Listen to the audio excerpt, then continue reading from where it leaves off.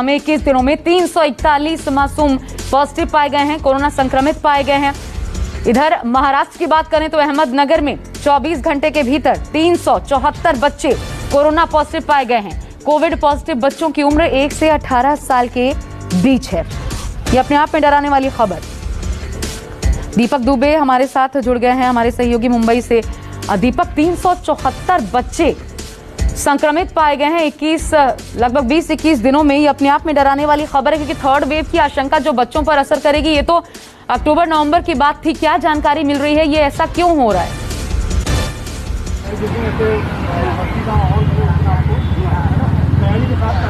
जी, महाराष्ट्र सरकार इसको लेकर काफी चिंतित है। कल भी महाराष्ट्र के मुख्यमंत्री उद्धव ठाकरे ने जो टास्क फोर्स का गठन किया गया उनके तमाम प्रमुखों से, उसके साथ साथ चाइल्ड स्पेशलिस्ट और तमाम जो अलग अलग जिले के जो डॉक्टर हैं, स्पेशलिस्ट हैं बच्चों के, उनसे कल एक बड़ी बैठक की थी वीडियो कॉन्फ्रेंसिंग के जरिए, जहां पर इसी पर चर्चा की गई थी। क्योंकि पिछले 2 महीने के अगर आंकड़ों की बात की जाए तो 60,000 से ज्यादा मामले बच्चों के संक्रमण के सामने आ चुके हैं। वहीं अगर जनवरी महीने से लेकर मई महीने तक की बात की जाए तो ये लाखों में आंकड़ा पहुंच चुका है। और जिस तरह से अहमदनगर में 374 बच्चों संक्रमित हुए हैं और 1000 से ज्यादा जो अन्य एज ग्रुप के 18 प्लस के ऊपर के लोग हैं वो संक्रमित हुए हैं, उसको लेकर प्रशासन काफी चिंतित है। अब ये वहां पर जांच का विषय हो चुका है कि आखिर बच्चों में ये संक्रमण की संख्या क्यों लगातार बढ़ती जा रही है। इसके लिए जो टास्क फोर्स का गठन किया गया है वो इस पर निगरानी रखे हुए, इसके साथ साथ जो वहां के स्थानिक जिला कलेक्टर हैं और जो स्थानिक प्रशासन है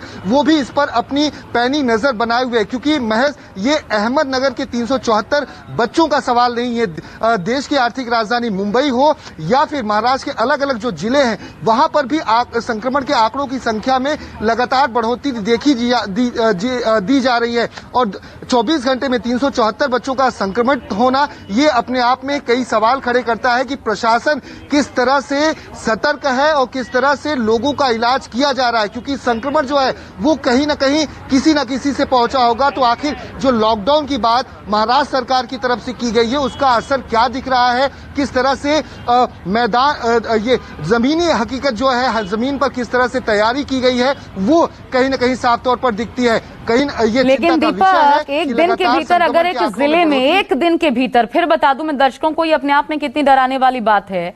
एक दिन के भीतर अगर 24 घंटे में 374 बच्चे अहमदनगर जिले में कोरोना पॉजिटिव पाए जाते हैं, आबादी कितनी बड़ी है दीपक, यहाँ की आबादी अहमदनगर की?